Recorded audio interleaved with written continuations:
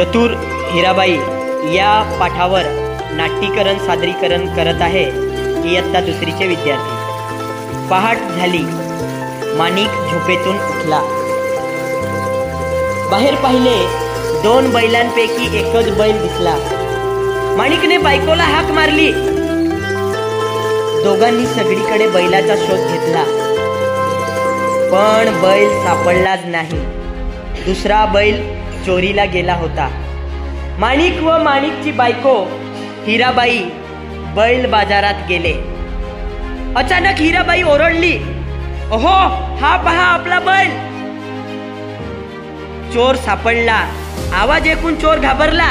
तसे न दाखवता तो बोलला, "हा बैल माझाच आहे." दोघे भांडू लागली। हिराबाई चतुर होती। तिने बैलाचे डोळे हाताने बंद केले। चोराला विचारले, "बैलाचा कोणता डोळा अधू आहे ते सांग." बरोबर सांगितलं तर बैल तुझा। चोराने अगोदर उजवा मग डावा असे दाखवले। हिराबाईने हात बाजूला केला।